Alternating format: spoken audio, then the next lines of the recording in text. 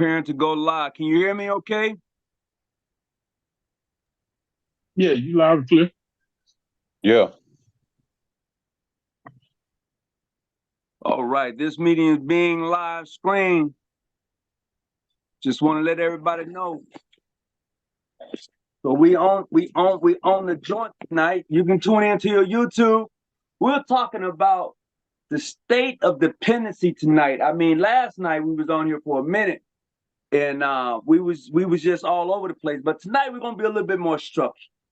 So I want everybody to come on in and join us tonight. And this is I got my brother Calvin on here. I got brother Terrence on here tonight, and I got Noble on here. So we're gonna really have this conversation tonight. Don't blank off on me now. Where you trying to go, man? Come on back. Come on back and holler. So if you want to join us live, you certainly can. I think this is going to be an interesting conversation, only because the state of dependency for me is depending on somebody else to identify or to say that it's okay. And I think a lot of times we give a lot of people other than ourselves the authority to decide about us. That's just my opinion. And what I'm looking for in this conversation is some opposition, or maybe even a better understanding of why do we do that? Why do we depend on someone else in our dependency of knowing who we are? That's where I'm at with that. So you can tune right on in and talk back to me if you want, but that's what we're going to be talking about tonight. So I'm going to start off with Brother Terrence and get your opinion on being dependent, or the state of dependency of someone else identifying or saying that it's okay. It's okay for you to be who you are. It's okay for you to join a variety or different Masonic jurisdiction. It's okay. How do you feel about that? I don't have no problem joining, different different organizations and everything. Long as it has to make sense. It has to, what's the word I'm looking for? As long as it has some structure behind it. Right. And that's the main thing. You got to have structure. You got structure. You got the right leadership, and you could just, have your blueprint out there and come together as one, and everybody be on one accord. You should be all right. Now, do you think that the Black diaspora of Freemasonry depends or lean on other people to identify whether they are or are not recognized or Masons in their journey? Or do you, what do you think that play on? As far as, Black Masons, repeat that one more time. Do you think that the diaspora of Black Masons depend on other organizations to solidify who they are? Yeah. I think so, because we don't know. We don't, a lot of times we don't read, we don't do our own research. Okay.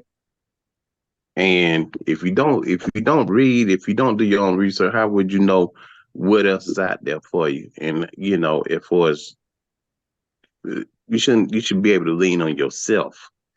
Lean on yourself as a whole. Your whole organization should be able to lean, but you got to do your research.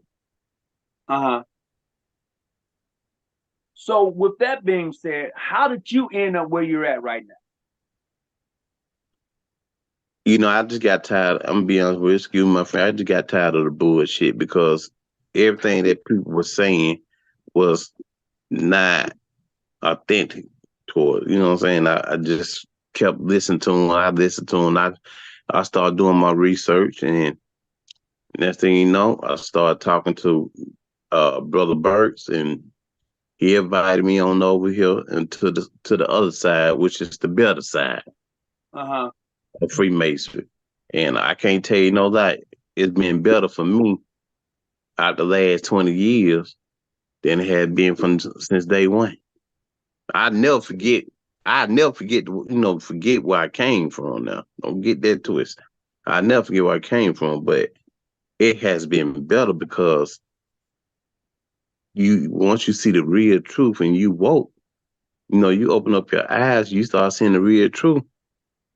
Hey, you go back and say, man, I learned this and that was not the correct way. Okay. Once again, it just went right. So now I'm better off now where I'm at. I'm glad where I'm at. Well, that's a positive way of looking at it. But you know what I find is that some people who leave a variety, who leave their jurisdiction, they don't look at it like you just said it. You said, no, I'm not gonna ever forget where I come from. I'm good with that. Where I came from is a foundation I can stand on. But I moved in this direction because I felt it was better for me.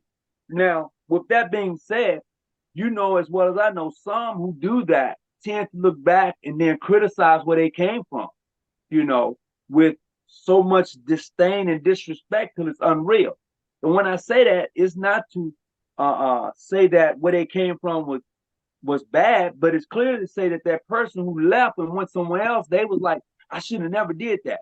But you did. And when you did that, it wasn't that organization was a bad organization. As a matter of fact, they put you on a nice little foundation. You bonded with those brothers there. You was able to go to their home and break bread. You was able to do a lot of things with those brothers. But to leave there and go somewhere else and then say they wasn't about nothing, I find that to be sometimes like, really? That's just my opinion. That's my opinion. Brother Noble, what you got to add to that? Well, just like he said, the main thing you got to come be a part of structure. Some people just afraid to step outside and just see what's really out there. They sit back and accept what other people tell them, and they just run with it.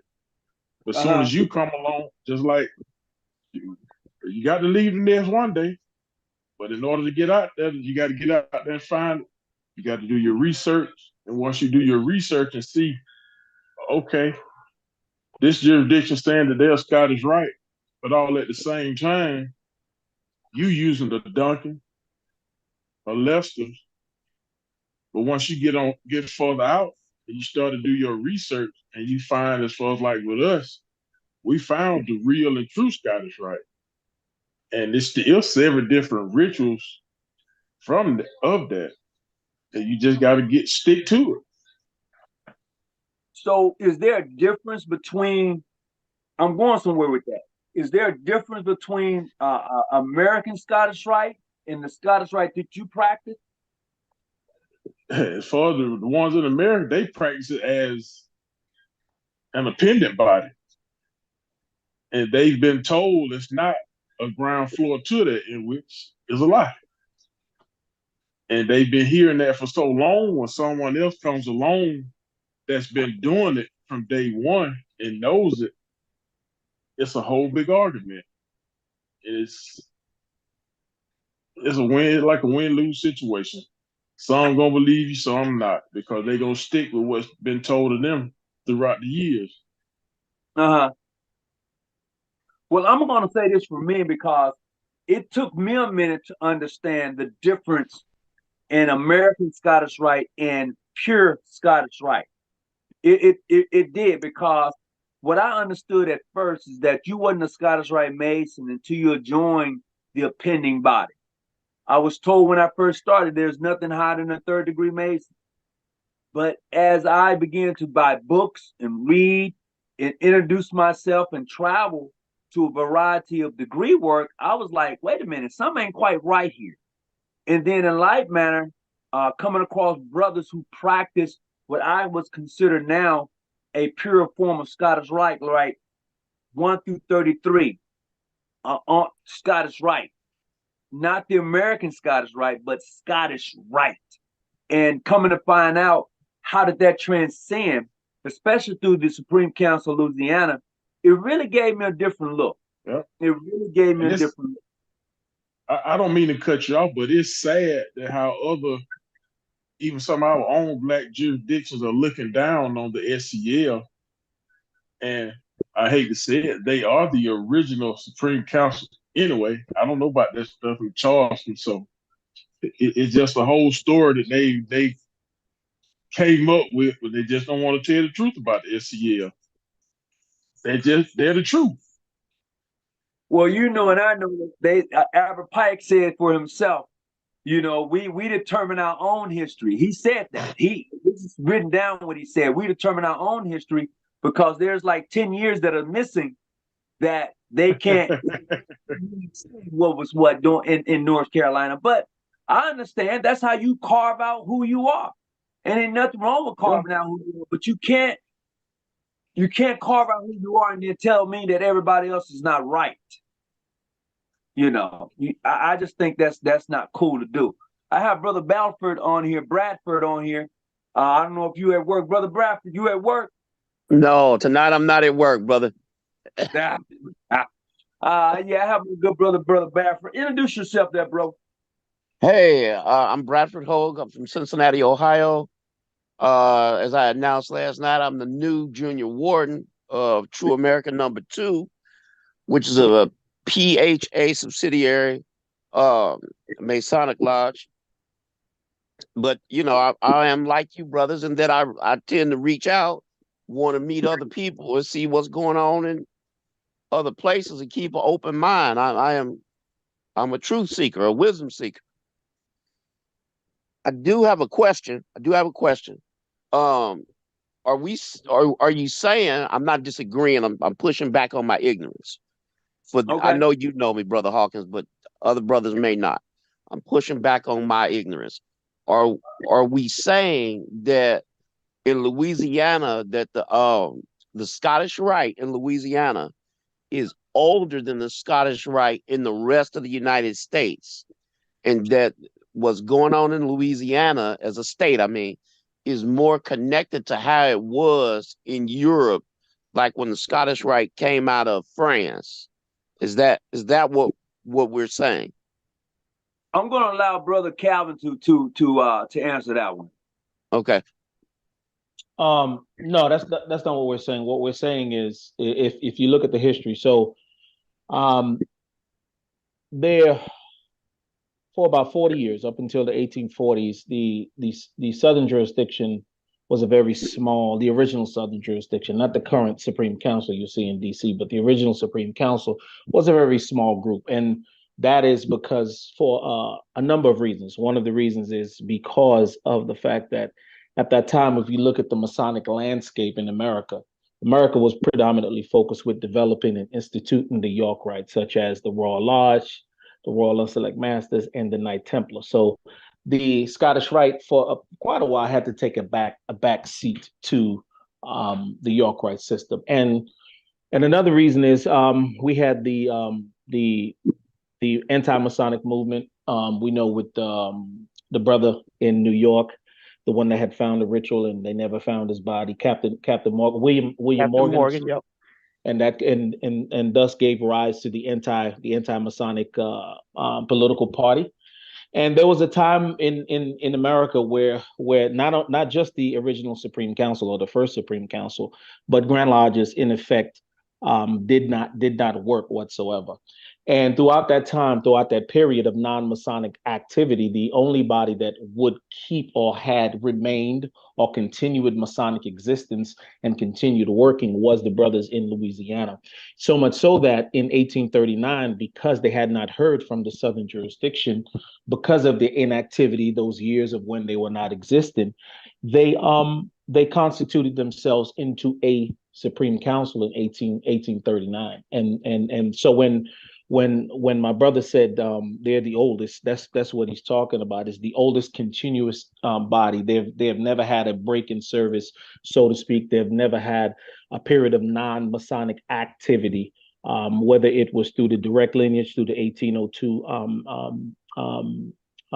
bodies that were created from the Second Supreme Council in Kingston, Jamaica, through which is La Beneficence Lodge, or through the symbolic lodges, Etoile Palais and all the other lodges that were still working. I think Etoile Palais was chartered in the late 1700s from the Grand Orient of France. They actually began They were a French Rite Lodge originally, and then they would change over to the new ancient accepted Scottish Rite ritual that was developed partly in Louisiana and partly by DeGrasse Tilly himself. So when the brother's talking about them being the oldest, what he's referring to is the fact that everybody else had a period of non-Masonic activity, but Louisiana, since the inception, have kept going all the way back to the 1700s. Make sense? It does make sense. Matt, I want to add on another question.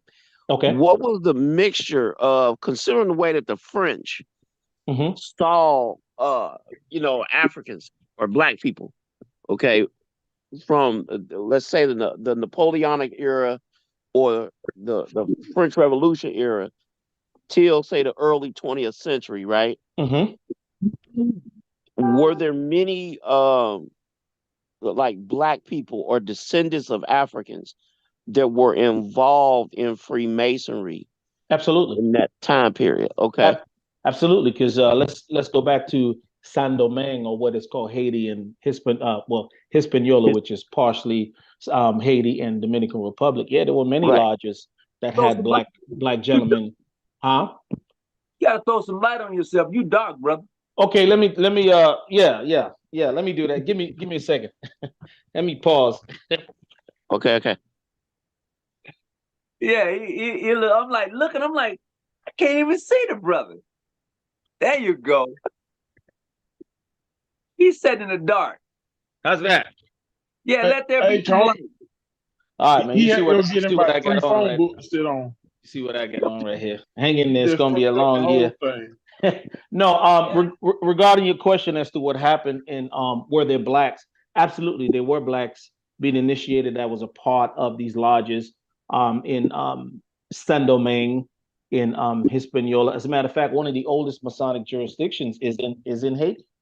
Is one of the oldest French and English and United Grand Lodge of England. Actually, Grand Lodge of England stronghold is in Haiti, because the Grand Lodge of Haiti, either the Grand Orient of Haiti or the Grand Lodge, I can't remember which one exactly it is. Their lodges were actually started by modern charters, not the United Grand Lodge charters. That's a different lineage, right? So they were Black gentlemen, and then you have to consider Louisiana. You have to consider New Orleans, the makeup of New Orleans. Absolutely, there were men of color in those lodges. You also have to consider Charleston. Okay, Charleston was a port city just like Louisiana or New Orleans was, and there was a mixture.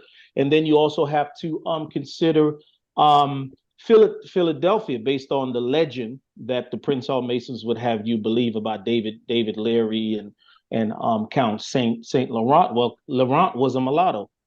And Laurent was, although they never explained how he would have been interacting with Black men, or free men of color, as they like to call it, in Philadelphia. If the legend of Count Saint Laurent holds true, then of course, yes, they were interacting with Blacks at that time.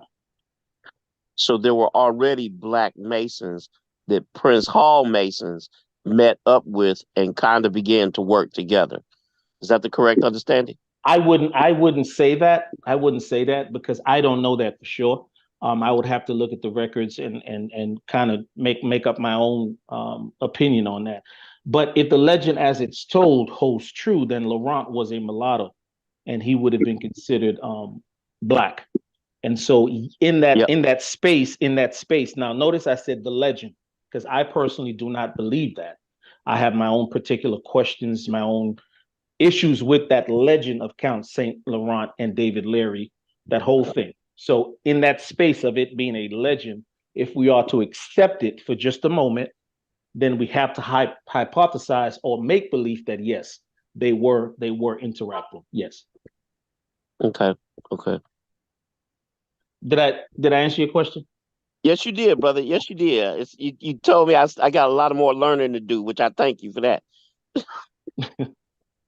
Well, you know, the process is sometimes, in our Masonic journey, we become so closed-minded until we really miss, as often as I say, the essence of Freemasonry and what it means to us who are on this particular journey.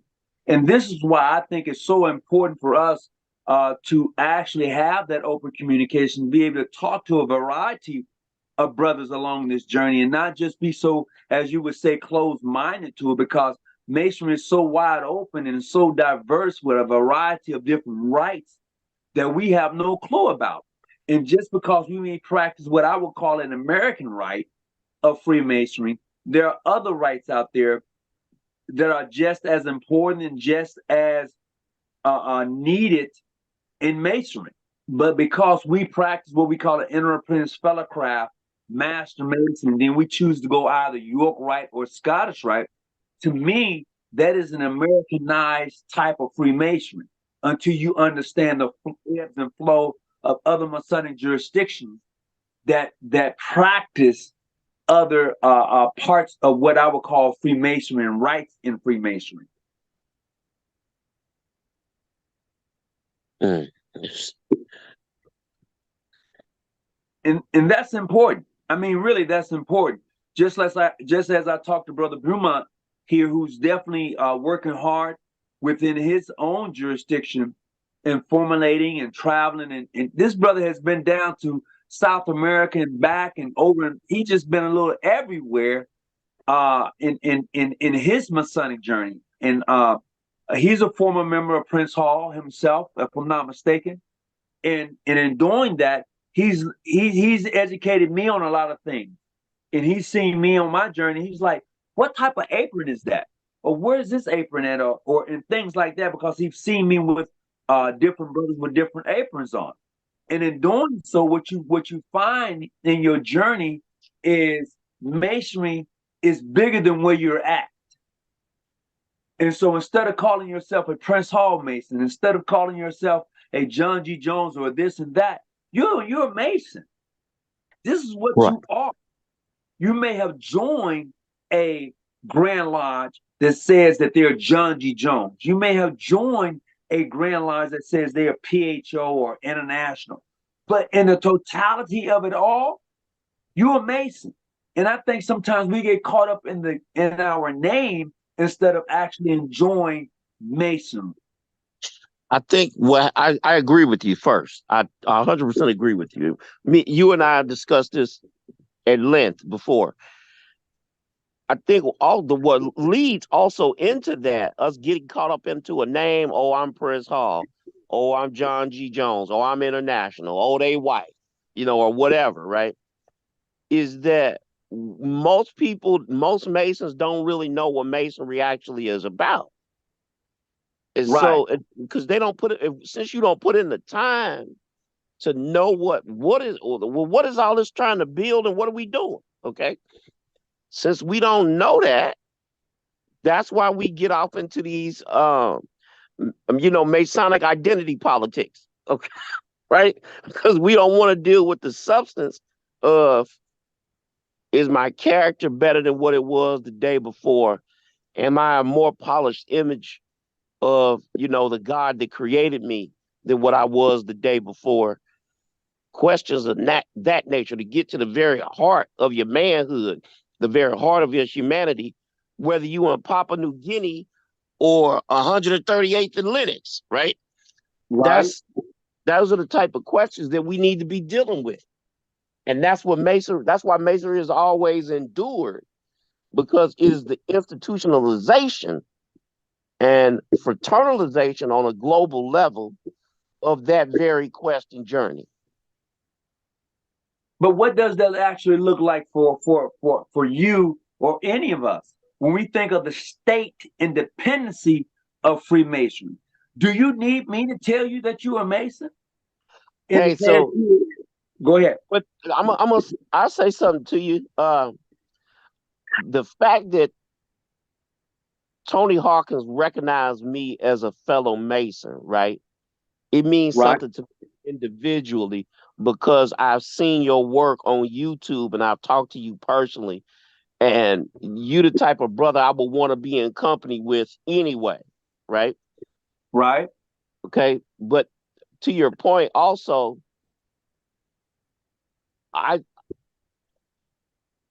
we are just now learning as Black men, I believe, as Black people, right? That look, Masonry will have to belong to you, because the Masonic venture is a human venture, and you are the original stock of Homo sapiens and humans on Earth. So Now you know therefore, you're upset by saying that, but go ahead. what'd you say? I said you know you'd have made somebody upset by saying that, but go ahead. Yeah, but I've said some things that make some other people mad.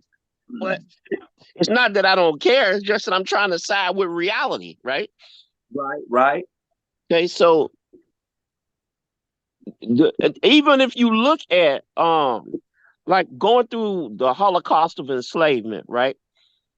Uh-huh. Which in the Afrocentric movement they have a thing called the Ma'afa. It's a word, it's a Swahili word that means the great catastrophe, right? It explains our experience from the starting of enslavement to the recent times now, the catastrophe that had happened to us.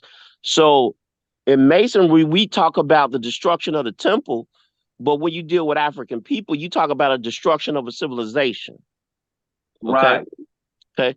So one of the things I'm looking at learning from Masonry now as I continue to grow it, and they teach us every Mason this in their FC. This is what you do if you need to restart civilization. These are the sciences that's necessary, right? To rebuild and restart a civilization. So when you take and look at those very sciences that were taught to humanity and you apply them to Black people in 1866, by the time you get to 1920, you see a rebirth, a renaissance, which is what these sciences are meant to do, which is the purpose of Masonry. Okay. So, I mean,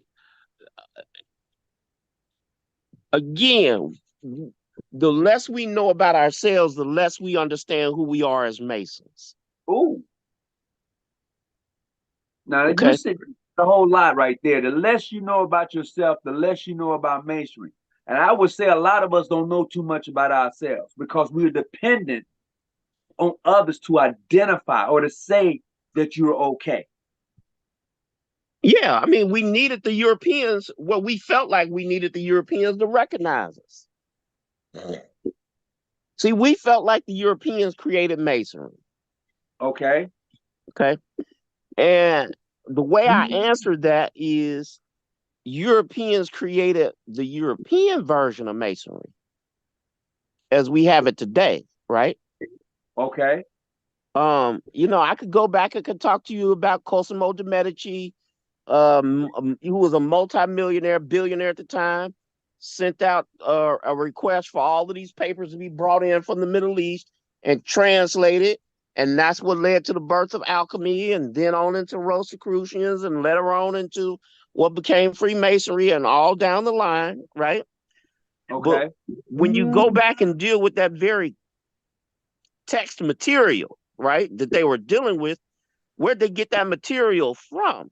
They got the material from North Africa. They got that material from the Mediterranean area. They got that material, let's be direct, from Egypt. They got that material from what was Ethiopia, okay, at the time.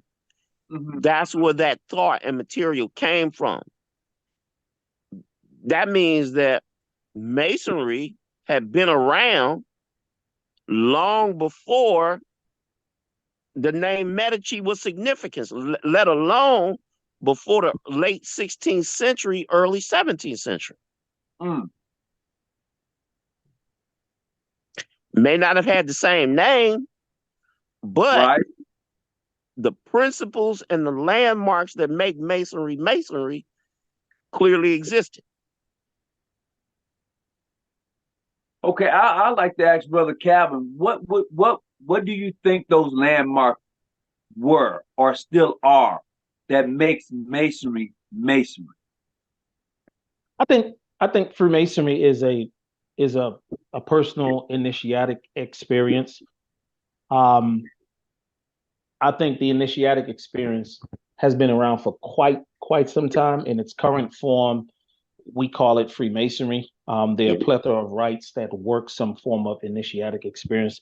The Rosicrucians have theirs. There's just an abundance of orders of organizations which profess to give someone an initiatic experience. I don't think it was Freemasonry.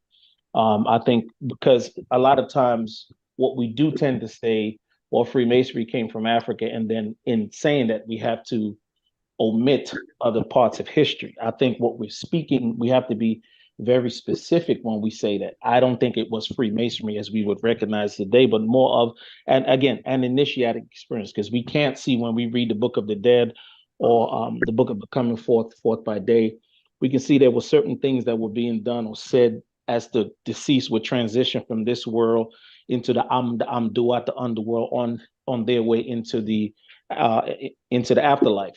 And a lot of our ritual, there's certain parts of our ritual, especially in the 3 craft degrees, does have certain specifics that mimic what was said. But I don't think it was necessarily. I think so. For me, it's a couple of things. One thing is Freemasonry is also very creative. It is a play. It is a part of the human psyche where we create these movements and we create these ideas in our brains, drama, and so we have to consider all of those pieces. But yes, the very old ancient Africans, if I may call them that, did have a form of an initiatic experience. I don't believe that experience belongs to blacks. I believe it belongs to humanity. I don't believe it specifically belongs to black people, because every group of people requires the Asians, the Europeans. Everyone has. If you look at the totality of the history of humanity as a species on this planet, everyone requires at some point, or they used to, that the offspring, when they got to a certain age, would have to go through a transformational experience, a certain form of initiation. Even the Native Americans did it. I think it's bigger than just blacks. I think it's a global human experience that we're looking at now. Whether we say, again, we call it Freemasonry, we call it Rosicrucianism, we call it whatever name we want to call it. There's always been in humanity a need for some form of ritual of a transition. I'll give you an example. One of the best books I read. I've been reading this for a couple. I've taken it. I picked it up and I put it down. Right. So this is called the He Understanding the Male Psychology. I don't know if you can see it. Can you see that? Yeah, I Yeah, I see it, see. brother. Okay, this is an excellent book because it talks about one of the things that we're missing in current society is our young men are not going through that tra- through that tradition of becoming men. They're not going through this initiatic experience that we would go through. Now, that initiatic experience would come in many different forms. For me, I can tell you my initiatic experience was when I turned 13 and then I came home and my mother said, "Okay, you're 13, you need to go get you a job, because you're not going to sit here. It's time for you to graduate. We ain't got time for all these playing games. You need to go out and you need to start helping us in the house." Some people may call it a bar mitzvah in Judaism. You know what I'm saying? Maybe in Islam there's another name for it. But throughout cultures, in my opinion, we've always had some ceremony, some form of initiatic experience where we took young men into manhood, and I don't think it belongs to just one specific race of people. I think I think it's a human thing. I yield. All right. With May I say, may I say something? I agree with you, brother. First, okay, so masonry belongs to one group of people the same way the multiplication table belongs to, the people who first devised it. It doesn't. It just belongs to all of humanity, right? Right. Okay, so um, we could also, another thing to your point that I would say is that you could discuss masonry in the context of Confucius and Mencius, right? Mm-hmm. Chinese scholars, okay? So we have always had these, like you said, initiatic experiences, and each society is built on that. That is what the very thing that I'm getting at is, that to build a society or a civilization, right? You need to have a group of people dedicated towards certain principles, right? Those principles, whatever they may be called in your land, right? When they got to Europe, they began to call them Freemasonry. That's really all I'm getting at. I don't seek to say that Masonry belongs only to African people or Black people. Mm-hmm. What I'm saying is that African people are humans, all right? Mm-hmm. Mm-hmm. And that African people as humans set out to build civilizations, right? Mm-hmm. And so that these principles manifest within us in our striving to build our civilizations. Just not just in East Africa, but in West Africa or in South Africa, right? Mm-hmm. But the same principles, they may look differently in India or China Mm-hmm. or with the Huron, okay? Mm-hmm. But it's still the same principles Mm-hmm. when you get down to it.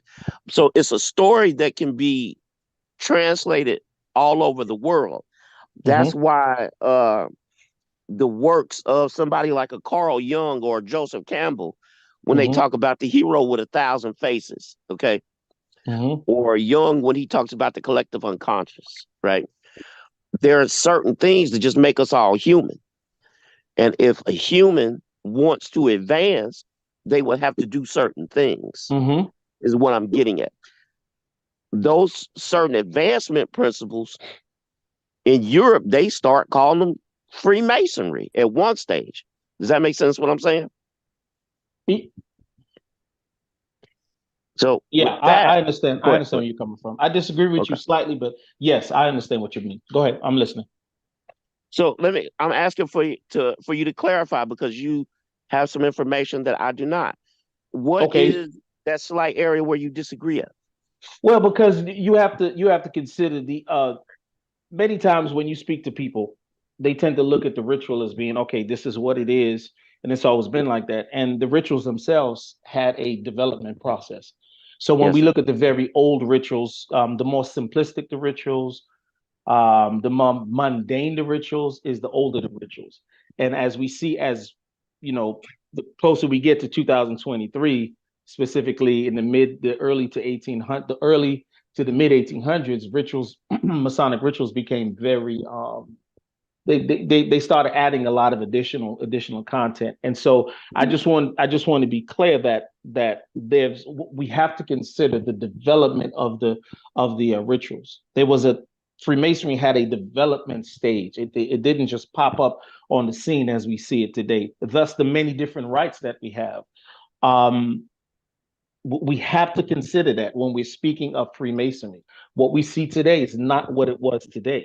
Yes, there are certain specific things that were a part of the original rituals and original sources of the rituals. Absolutely, no doubt. But there's additional things that were, for instance, the American ritual. Um, I was speaking to one of the brothers. He gave me his point of view, because I listened to him, I considered what he said. I have a newfound respect for Thomas Smith Webb. But for many, many, many years, I couldn't stand Thomas Smith Webb. And you would know Thomas Smith Webb work as the illustrations of Freemasonry, and it's what we see in books like exposés like Duncan's Let's Just Look to the East, More Light, so forth and so on. I didn't like Webb. I never met the man. I wasn't even a thought when the man was alive, but I couldn't stand it because I felt after I looked at the original, some of the oldest rituals, not the original ritual, but some of the oldest forms of ritual that is out in print. And I'm reading this thing and I'm reading what he did. He, in my opinion, he gave a totally different feel to Masonic ritual. Was that necessary? I don't know. Was it because he felt that American society needed a new identity to escape England during the American Revolutionary War? They needed something to make them feel more American. They needed to get away from their colonial masters. Could be, I don't know. But when we consider what was being done, the way he had the lodge set up, and what the earliest forms of the rituals were, is something totally different. Intellectually, I believe, and I still hold true, after considering, my buddy's conversation, that there's a lot of intellectual information that was taken out, or Either he removed it or he didn't add it into his ritual. Because when we look at the old English sources, there's a lot more dialogue, a lot more intellectual dialogue. So we have to consider those things when within the space when we're talking about the development of Freemasonry. It didn't just pop out into what we see in Duncan's and let's just look to the east. There was a development process, and there's still a development process today, because somewhere in some dark room in some basement, there's a little EA, FC, Master Mason, writing notes, making notes, so he can say, hey, Grandmaster, I think we need to do this. So we have to consider that when within the space of the development of Freemasonry. I yield. Brother Muhammad, this is Brother Little. Well, I want to welcome Brother Little in from the rabbit hole. How you doing there, brother? How you doing, my brother? I'm doing coming in good. kind of late, but beyond masonry, we also need to look at we tend to think that genetics, we have to go beyond masonry. We have to go to the genetic code. Like it's a proven fact that a genetic code for 15 years, I mean for 15 generations, your genetic code, what it is it's a storage. And a Caucasian, I'm not being racial, I'm talking facts. A Caucasian, especially someone that is of Middle Eastern descent, they'll have 4 to 6% of caveman in them, barbaricness in them. That's real genetic code that is in them. Barbaric. Yet we have to understand that the mind state that they have, even though they have mixed with us, most people of the African continent descent, we have a love in us that is forgiving. But when you have your genetic code is real. So when we look at masonry, we have to look at who's inclusive and who is not. So I'm sorry for going too deep beyond masonry, but we have to look at that and understand that that barbaric code, when it's in you, like in my family, we're 4 generations of basketball players. My kids love it. My son state national championship. My dad love it. Okay, when I researched the genetics on my mom's side, all the males, all the way back to the 1700s, they were all businessmen. Every last male on my mom's side. For my grandfather, I'm a businessman right now. The genetic code does not stop. When you have people that have an inherent genetic code in them, that is like the storage of writing. They do things that even though in their mind they think it's okay. Look at society today. There's a barbaric code that is written in them that has been passed down. And based on that genetic code, I know I'm going too deep. Based on that code, we have things that are happening today. And we're looking at masonry, but it's so much more bigger than just masonry. You know, if you look at it, you may look at a guy and say, man, this guy's a pretty good mechanic. He's good at putting things together. Guy probably can't read and write. Most Masons, they couldn't, we did signs and symbols because we couldn't understand, couldn't read or write, but they were masters at mathematics. So when you start breaking down that code, if I have a barbaric code deeply embedded in me, it is very, very, very, very hard for that code not to come out. If I'm 4% of something that is extinct, you have to understand. So certain people or beings may do things that is inherently written in their DNA that is far beyond us. Like we're talking masonry, and I'm talking levels beyond it. So I apologize about that, but it coincides in what we're looking at today. But we have to understand, we ran this world for like almost 15, 20,000 years. Their reign ain't nothing but 2,000 years. So but if you look at their code, the way they've been barbaric, you have to look at their code and the way they change things up. And Swan, look at Kanye. he's a criminal. I'm using this for an example for Masonry. It's normal procedures to make us think that we're not what we are. But when you dial things back and look at what they're genetically inherent to do, not all of them, they can't help themselves. So in us as men, we have to understand that that's who they are. And we can, when we can come on that level, we're good. Like me, I got more respect for Trump than I do for Biden. People say, man, you crazy. I know where he coming from. I know what he feels about me. He ain't hiding. It's in plain sight. I respect that. Black folks weaponized under Trump. Under Biden, they're asking for handouts. But they both feel the same way. They have a genetic code in them, that 4% that we do not possess. Every male that's on this call right now, we do not possess that 4 to 6% genetic code that they have. We don't possess it. That barbarianism, we don't have that. I'll go ahead and yield myself. I'm sorry for going too deep, guys, but I'm just saying it is way deeper than Masonry. It's genetic. Well, that's why you call it the rabbit hole for one thing. And in going down the rabbit hole, we all must realize that in this thing we call life, this journey, this ritualistic thing that we go through, as far as what Brother Brumont was just talking about earlier, that most, what I want to say, most organizations or most cultures have a process from coming from boy to men. Most of them do. But we who are African Americans, as he was saying earlier, we don't really have that niche. And I think that's where he was going to. Now, I could be wrong, but I think that's where he was going to, saying that this thing we call Freemasonry, this thing that we are now practicing, is that process. And it's a journey for each individual, regardless of their jurisdiction, but to begin to gravitate and move forward in life in understanding that process. I mean, Brother Brumont, you can hop right in and correct me if I'm wrong, but that's what I was getting. Yeah, you are correct. I don't know what Brother Little talking about. I don't understand it. Maybe we can talk privately about that. I disagree with it. For the record, I disagree with everything he said. And the reason why I say that is because we cannot consider one part of the world and not consider the next. Every group of people have had years of barbarism.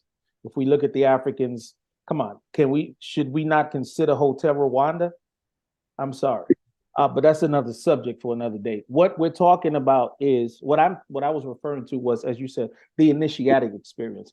That initiatic experience takes on many different forms, and one of the forms is Freemasonry. And within Freemasonry, there are many ways of doing the same thing. So, for us, in our grand obedience, we practice four separate rites. And we practice the York Rite, the Ancient Accepted Scottish Rite, Symbolic Degrees. We practice the French Rite, and we practice the Primitive Rite.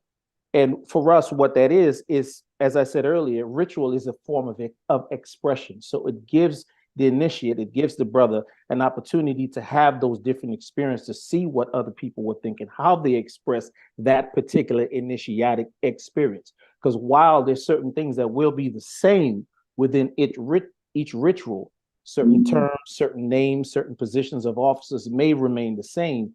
The reason why it's a rite and not Freemasonry in general, or specifically a Masonic rite, is because that rite, that ritual, has a specific way of doing something. It's like making a cake. I may ask you, well, hey man, I was over the house the other day. That lemon cake that you passed around, it was great, man. Where'd you get the recipe? You would say my grandmother. And I'll say, well, what is the recipe? Well, it's a secret. Okay. And I'm gonna say, well, my grandmother, my mother make a lemon cake too, but her process starts off this way. You say, no, see, that's where you're wrong. We start off this way. At the end result, it's still a cake, it's still a lemon cake, it's still Freemasonry, but the process you go about that is the rite. And so rite, ritual, and that means we have separate but unique ritualistic initiatic experience to every individual. Now, in culturally in our society, we're missing that because if and I have to consider, I'm 47 in about a week. The way I grew up, and maybe I'm living in the past, and the way someone and these and so okay, let me be more specific. The way my father grew up, as he always told me, and the way I grew up was a little bit different. They didn't have to struggle as much as I didn't have to struggle as much as he did. And so I guess as we got better and better, each generation got better. People went to school, they got better jobs, they were able to make some money, do make some investments where they could, we kind of gotten away from what made us who we are. And so as we look at society from a long point of view, everyone, every group, every race, every ethnicity is suffering from the same thing. These new generation, these kids are going crazy. The other day, Christmas Day, a 14-year-old and a 15-year-old, it happened in Florida, were fighting over Christmas gifts. They turned the weapon on their 23-year-old sister and murdered the sister. These kids are going crazy. And there's so many questions that can be asked of that. Look, how does a 14, 15-year-old get themselves a handgun? What, family dynamics? We have to consider all of those things before we get, in order to at least get to a core list of reasons as to why things are happening and why Freemasonry is so important. I yield. So when you look at that, I'm going to bring back something Brother Melvin said, because it was very important. And I can kind of tie both of them in because I'm listening to what he's saying, because of within his genetic makeup, he finds that being a businessman, in the business that he's in, he finds that was already in his DNA makeup. That's why he's doing that. And he found and discovered that purpose within himself. And then when you speak of the family in the makeup, and how can a 14-year-old or in a 15-year-old turn a gun on or kill their sister over Christmas gifts, is like crazy. I can't even fathom that. But that goes back to not having a discipline, a structure in the family when you're bringing up kids. And what I see, Brother Muhammad, that just comes from a structure, a family structure and dynamic. Go ahead, I yield, brother. Yeah. Now, I'm sorry for interrupting you. I remember when I was younger, I remember a story of two kids killing themselves. One of the kids murdered the other child over a Twinkie. I'm 49, and this is when I was like 12 years old. A kid killed another kid over a Twinkie. So what these kids are doing now is no different what was doing later. If you look at, why do you see a lot of young black males with no knowledge, right? And they get these cars and they get these big gold chains, right? Big gold chains, all these cars with all this gold on it, and they show all these gems and jewels. Is that no different than the kings that was in Africa? I'm just asking, is it genetic? Why is it that we are so attracted to gold, but yet the other half is so attracted to pearls? Is that just a random experience? Is it just a coincidence? Or is it genetic in the code? I'm sorry for going so deep. And I'm not gonna go deep no more. I'm gonna go ahead and yield and do more listening. But when we look at Masonry right now, it's on the forefront of technology. A lot of things that was done yesterday is not going to be done tomorrow. Brother Muhammad, you know as well as I know, in the 1300s, they had women in their lives that were actually Masons. And in this day and age, in 1725, they wrote them out. In this day and age, we standing on it. If we're going to go back to the original of what Masonry is, are we going to let women in the lodge? So there's a lot of things that we can come up with a million excuses as to what is what. When you look at the DNA and you peel back the layers, we are inherently who we are programmed to be. But I'm going to add to that. But with that being said, so much has happened to us along this journey. When you look at it, and speaking on, are we going to allow the female back into Freemasonry? They never left. They never left. Let's just be honest. A lot of us would like to deny the fact that they left, but they never left. They're still I being a agree. Are we gonna is allow them to stand on the square though? Not as uh, stars, but as Masons, are we gonna allow them to stand on the square? no, See what I'm saying? it depends. And there's a variety of things that are happening. Are you talking about practicing co-ed Freemasonry, which has been around for eons? Are you talking strictly female lodges, female chapters? Because they have all female lodges and grand lodges, they have always been in existence. They didn't go anywhere. It's only here in Right. America that we see that has been written out. This is what's so important about Masonic sovereignty in having that, because you can, as a Grand Lodge, say, yeah, we're going to allow female Masons in our lodge. That's totally up to you.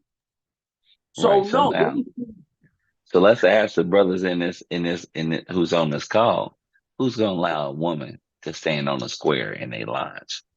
oh, you had to go there like right now. Well, Not I. see, that's one. Okay. Well, And I can tell you why not. go ahead, Brother Beth. The reason why is because throughout the history of human initiatic experiences, there has always been separate initiation from the women than from the men. Because the essence of manhood is different from the essence of womanhood. One is not unequal to the other, but they exist within the complementarity.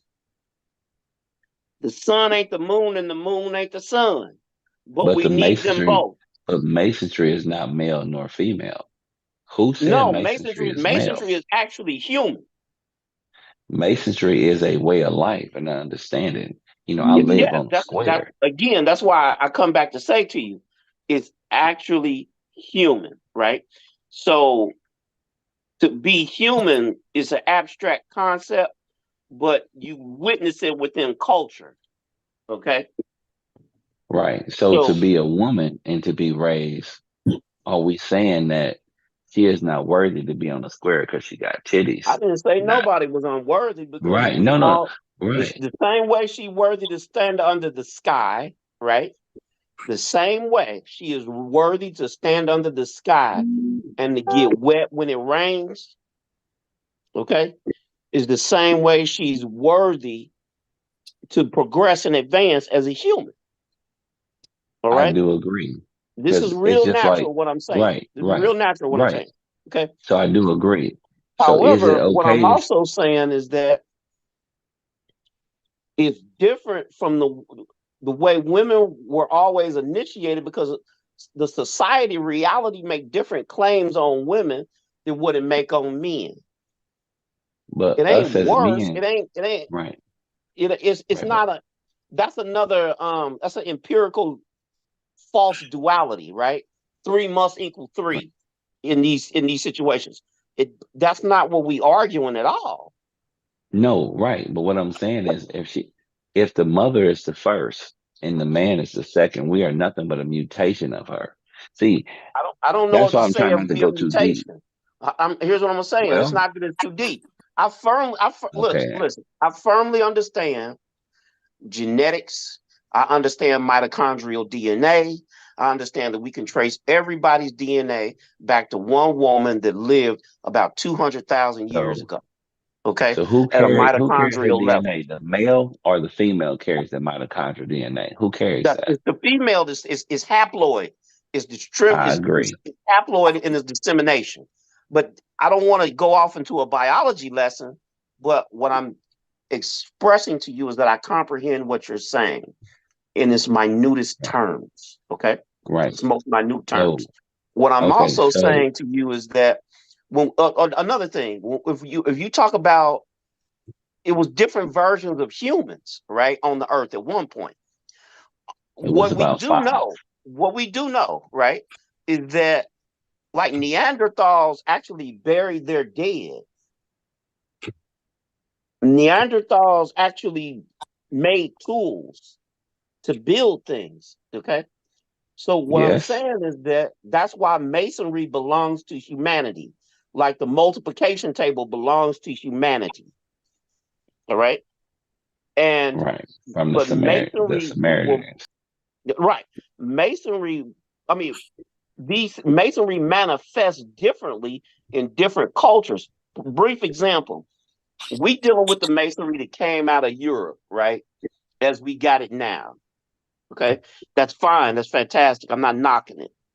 What I'm also saying is that you could deal with Masonry as it exists within the Islamic civilizations. I mean, going all the way back, right? You could deal with Masonry as it exists within India, so Indian civilizations, Hindu civilizations. You could deal with Masonry as it exists in China. All right. Going back to Confucius, Mencius, Huangzu, Lao Tzu. So you could deal with Masonry as it existed, which even the founding fathers of the United States witnessed as it dealt with the Huron Federation.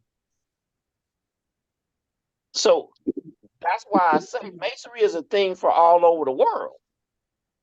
It is the method by which humans advance and progress. That's why So it's a would you say progressive so would you science. say it is for males and females or just males? Absolutely. Okay, I'm gonna say this. Hypatia was a famous Mason, right? She was killed.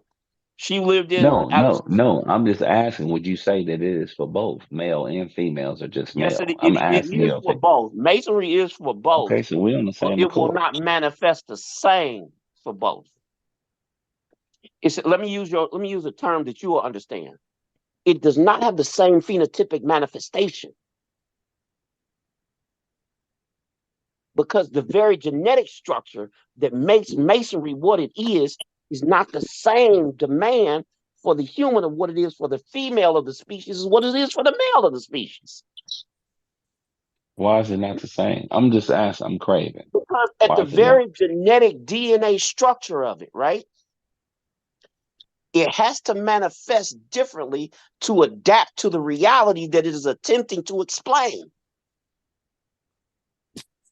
Considering the fact that its first command as a genetic structure is to survive and replicate. So would that not be for us both?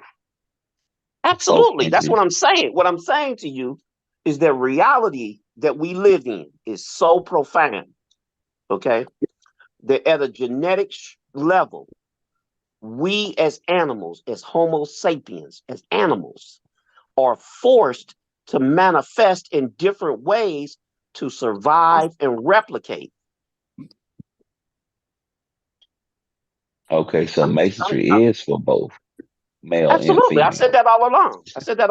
Okay, yeah, But what so I'm then we're on saying the is same that page. there's no reason why this woman should be in the exact same lodge as I am when she should have a large system for herself.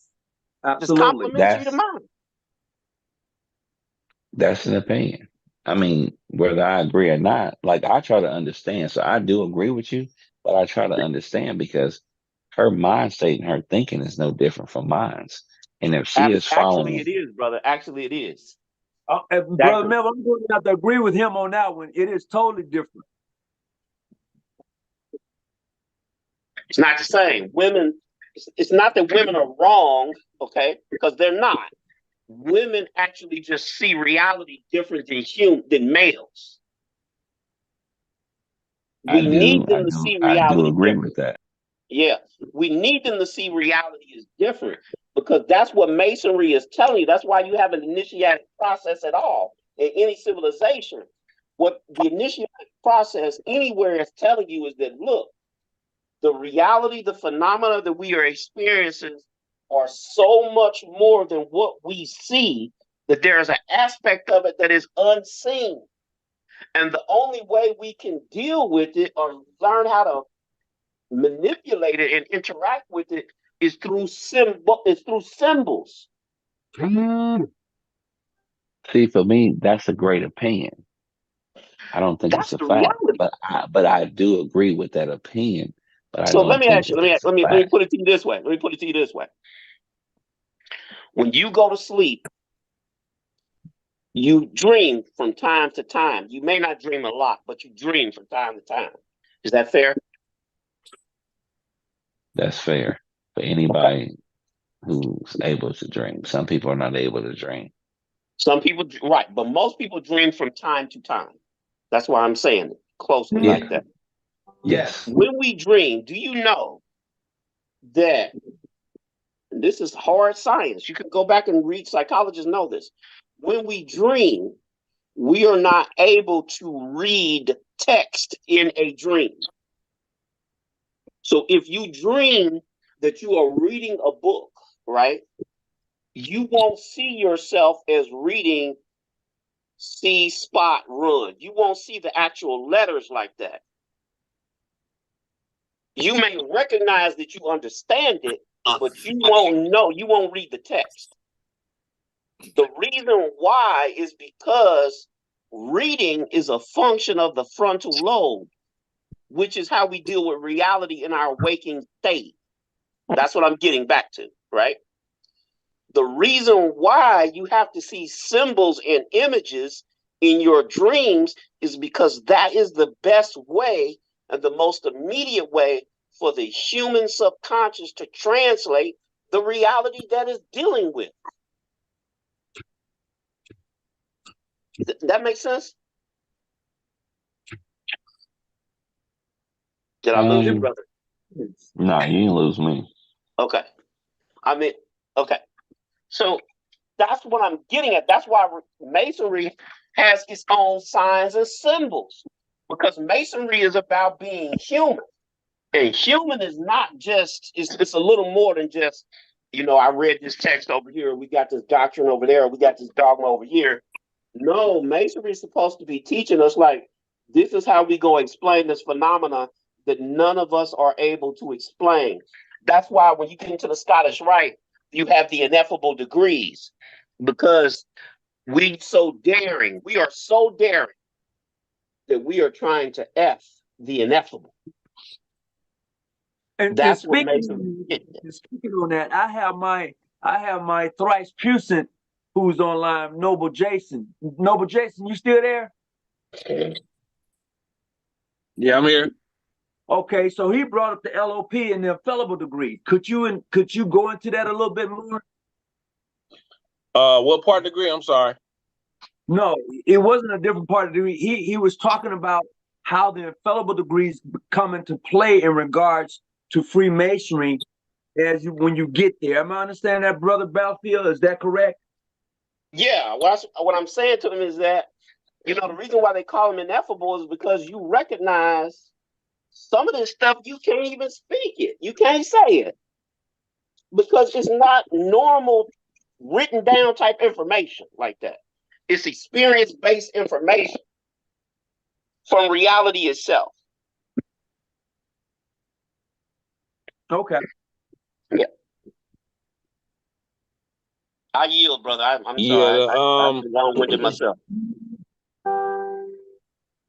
Okay, but with that being said, when you say that and you look at the symbolism within Freemasonry, you look at the symbolism as you go into the previous degrees, and you talk about could a woman be a Mason? And you're talking about having co-ed Freemason. You're talking about the Scottish and how all that comes into play. My thing is, I think, yeah, a woman can be a Mason, but that's under the terms of a womanhood, just like she's an Eastern Star. But her sitting in lodge, I just think that men should have their own. This is me. I think that men should have their own rites of passage. I agree, sir. In becoming that man, just like a I woman agree. should have her own rites of passage in becoming that woman, because we're two separate entities. We're two separate things experiencing life in what we're going through. Because I'm not going to think like a woman, and a woman is not going to think like a man. We're both different, but having the experience of going through these rituals enlighten us in a way to where we're able to work together in unity. I hope I was able to bring that full circle, because we've talked about the Scottish Rite. We've talked about. I agree with that. how they come into play in our journey as men. And should a woman be able to sit in lodge? Yeah, she can sit in her own lodge. And then you know what? I would give them the utmost respect. I would. I have no crumbs with it. Who am I to say that you can't practice Freemasonry? Because that's just the way it is. And like I said before, they've always been around. They've always been here. And they're not going nowhere. I yield.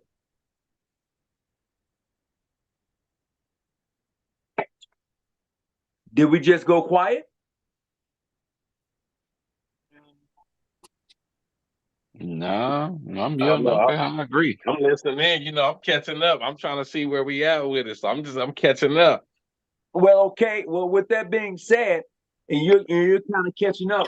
We have covered so much in this topic and discussion in regards to Freemasonry and women's being in it.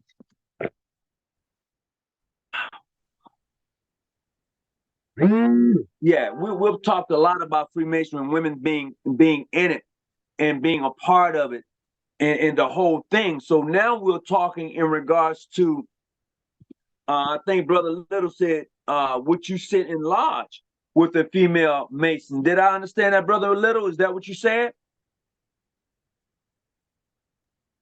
Yes. Okay.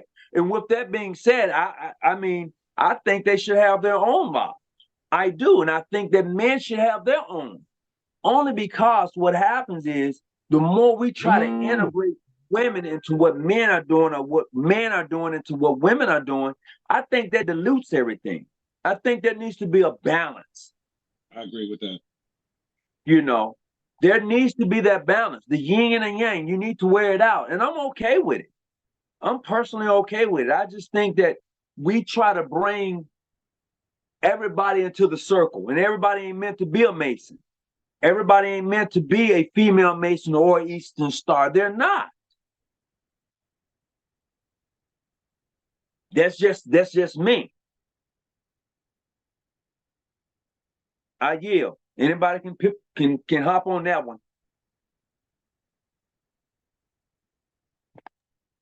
I agree with you. Everybody's not meant to be a Mason or Eastern Star.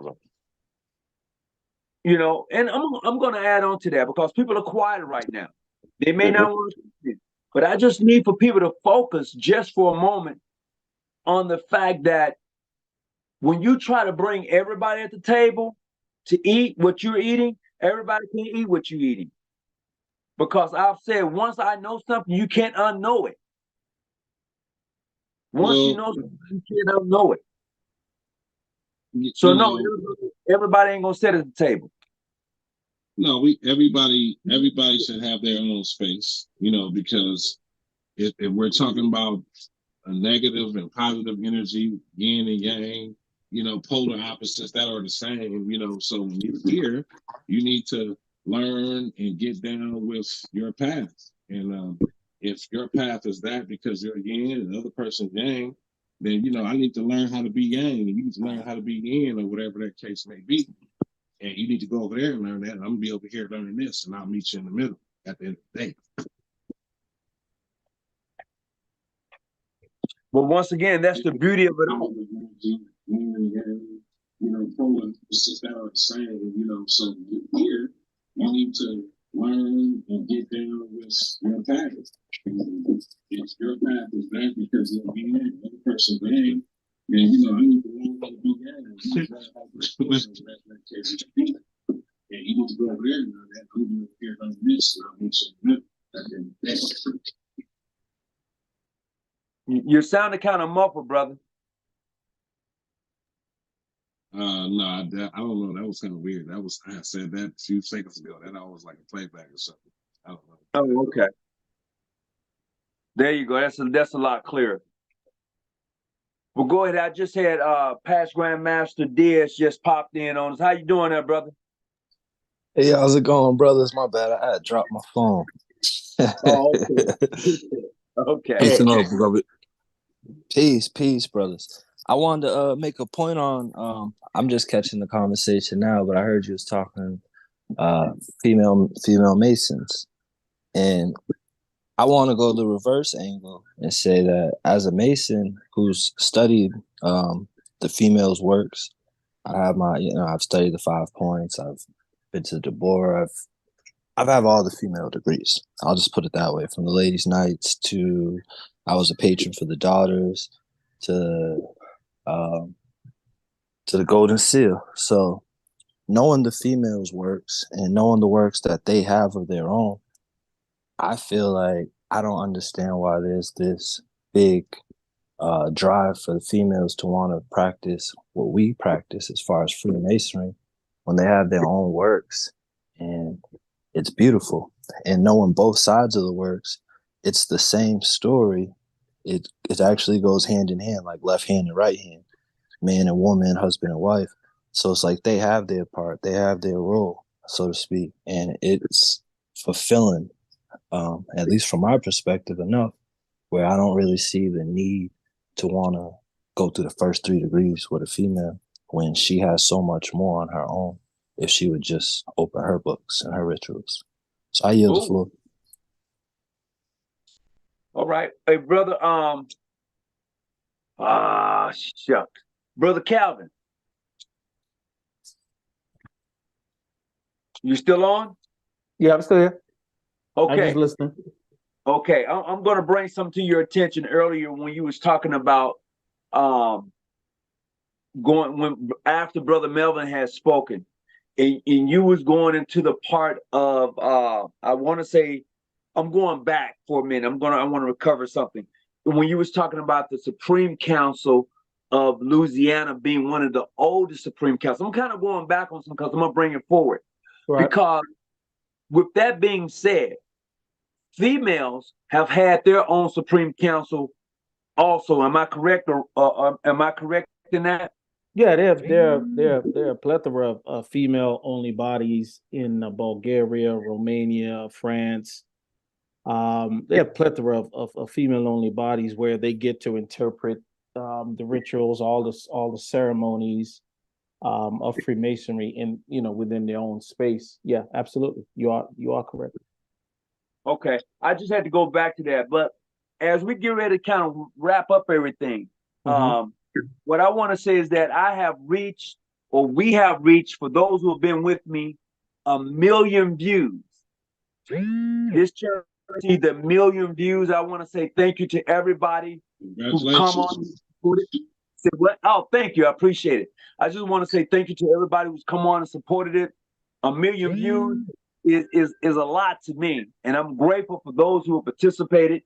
And what we try to do is just really have an open discussion on a variety of Masonic views, and I think that's best said when you're able to have that open communication. That's a great thing. That's my opinion, and I just want to say thank you to those who have participated. Come on, giving me thumbs up or thumbs down, criticize me, call me all sorts of names. We have reached 1 million views, and I'm pretty damn soaked about it. So as we close out tonight, I know some of you have not spoken, so I can't really see who's all on. I'm gonna be honest with you. I can't. I should be able to see who's all on, but I don't right now. So what I'm gonna do is, for those that I know that's on, like Brother Calvin, go ahead and give us a few words of encouragement or whatever you want to say. Go ahead. Well, brothers, as we approach 2024, let us reflect back on the things that we got right and the things that we got wrong. Let us try to focus on the fact that we are not perfect, that actually perfection in itself is more about balance rather than one side of the equation over the other. Another year's approaching. Hopefully we can look back and see that life is about experiences, that we take our time to make sure that we are giving ourselves, our subordinates, our fellow members, Masonic brothers, the best Masonic experiences that they can, because it is about the experience that we crave. It is the initiation that we crave. It is the process of becoming a Mason is what makes us Masons. It's not being a Mason. So I would encourage everybody to be safe as you go out and you have beer and alcohol. Just make sure that you have a plan, because a lot of people, have terrible accidents on the first of the year. I can't tell you how many, when I was in the military, how many soldiers passed on prematurely on the first of the year. So just be safe out there. Thank you. And please show that book again, the book that you popped up. Please share your book. Watch out now. I got plenty books, but yes. So I was listening to a podcast. I'll try to find it and I'll send it to you. It's about the fellowcraft degree, and one of the books that the gentleman who was presenting he cited was this particular book, Understanding the Male Psychology. It's a wonderful book. It's a wonderful read, and that's why I actually got some of the ideas about the initiation process and why it's necessary for young men to go through that in some form or another. It's a wonderful book. Again, he Understanding the Masculine Psychology. It's a wonderful book. All right. Let's see who else I had on here. Brother Abdul, you've been quiet. Go ahead, talk to me. Yes, sir. Well, first and foremost, I would send my greetings. Assalamu alaikum. Peace and blessings to all the brothers. I watch your show all the time. Your show has grown on me. When I was younger, I used to love watching Mr. Rogers. And when I watch you, you're like, to me, the Mr. Rogers of Freemasonry. I got to watch your show all the time. And I just want to say many more. I think you're doing a lot in terms of bringing people together, bringing people from different lodges, with the one common cause of hopefully, us uniting. At some point, we got to remember who we are and where we at. Absolutely. And the faster we do that, the easier the next thing will be. And with that, I yield. Thank you, sir.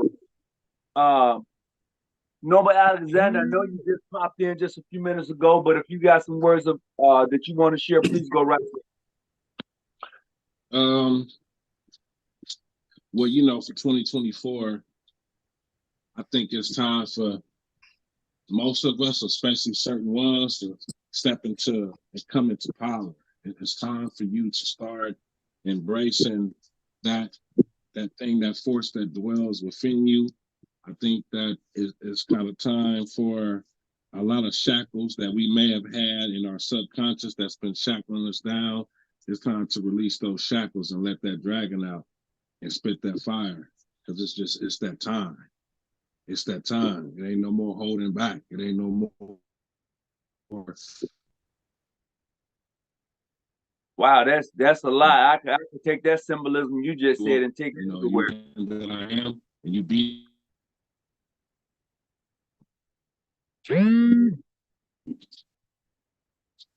All right, past Grandmaster Diaz, I know you just popped in. I'm missing. If you're still talking, Brother Alexander, you kind of breaking up. No, I was, but no, go ahead. Okay, I'm gonna go over to past Grandmaster Noble Diaz. Go for it. I would say 2024. I want to visit more brothers. I want to visit more jurisdictions. I want to extend more friendship. I know we talk a lot, like even us on the call. I've met a lot of you brothers here or there. But I want to travel more. So 2024, man, send the invitations. I want to come to your sessions. I want to come to y'all's cookouts, community service. I want to get on the plane.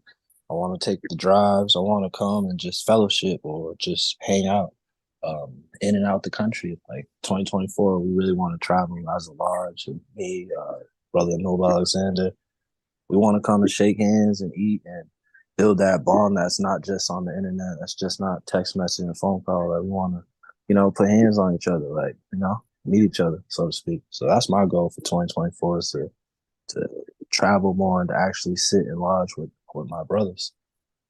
Oh, that's it right there. Brother Little, the rabbit hole, go for it. Don't tell me you fell asleep on me. Oh, come on, Brother Little. But anyway, with that being said, because Brother Melvin Little he's working on this thing called the rabbit hole, which is very interesting. I definitely want to get in on it. I don't know if he's paused or frozen, but with that being said, we're gonna go ahead and close it out for the evening. I've had a great time with everybody. I hope whatever you're doing, wherever you're at, that you're safe. Please get home safe tonight. Wherever you're at, please get home safe tonight. Your family is waiting on you to come home safe. And for traditions that don't make a lot of sense as far as cooking black eyed peas, I wish continue the tradition. Do your thing. Do your thing. Have fun. Enjoy yourself. Be safe. And I want to say thank you to everybody who popped on tonight and added to this conversation. We're at 1 million views. I am excited. We're growing. And to everybody, like we always say, Brother Kevin, stay out them damn bushes and keep that light on, brother. Yes, sir. I'm out, everybody. Be safe. Peace and blessings. Peace and blessings.